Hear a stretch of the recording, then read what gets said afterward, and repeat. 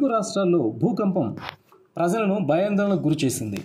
ముఖ్యంగా హైదరాబాద్, హనుమకొండ, సిద్దిపేట, ఖమ్మం, భద్రాద్రి కొత్తగూడెం, మణుగూరు, గోదావరిఖని, భూపాలపల్లి, చెర్ల, చింతకాని, ములుగు, భద్రాచలం, విజయవాడ, జగ్గయ్యపేట, తిరువూరు, గంపలగూడెం పరిసర గ్రామాల్లో పలు సెకండ్ల పాటు భూమి కంపించింది. దీంతో ప్రజలు భయంతో ఇంట్లో నుండి బయటకు పరుగులు తీశారు. జనం భయకంపితులయ్యారు. చాలాసేపటి వరకు రోడ్ల మీదే గడిపారు. ఇళ్లలోకి వెళ్లడానికి భయపడ్డారు. తెలంగాణలో ములుగు జిల్లాలో ఈ ఉదయం 7:27 భూకంపం సంభవించింది. దీని తీవ్రత రిక్టర్ స్కేల్పై 5.3గా నమోదైంది. ఉపరితలం నుంచి 40 కిలోమీటర్ల దిగువన ఫలకాల్లో చోటు చేసుకున్న పెను కదలికల వల్ల భూకంపం సంభవించినట్లుగా నేషనల్ సెస్మాలజీ సెంటర్ తెలిపింది. ఒకే సమయంలో ఏపీ, తెలంగాణలో భూ ప్రకంపనలు సంభవించాయి.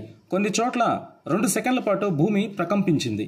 మరికొన్ని ప్రాంతాల్లో 3 నుంచి 4 సెకండ్ల పాటు భూమి కంపించింది.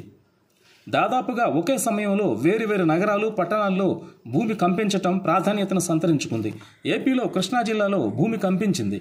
విజయవాడ, జగ్గయ్యపేట, తిరువూరు, గంపలగూడెం పరిసర ప్రాంతాల్లో ఈ ప్రకంపనలు నమోదయ్యాయి. ఇక్కడ దీని తీవ్రత 2 సెకండ్ల పాటు కొనసాగింది. తెలంగాణలో హైదరాబాద్, రంగారెడ్డి సహా వేరువేరు జిల్లాల్లో ప్రకంపనలు నమోదయ్యాయి.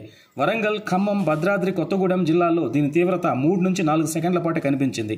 హన్మకొండ, ఖమ్మం, మణుగూరు, గోదావరిఖని, భూపాలపల్లి, చెర్ల, చింతకాని, భద్రాచలంలో భూమి ప్రకంపించింది. దీని తీవ్రత ఏజెన్సీ ప్రాంతాల్లో సైతం రికార్డయింది.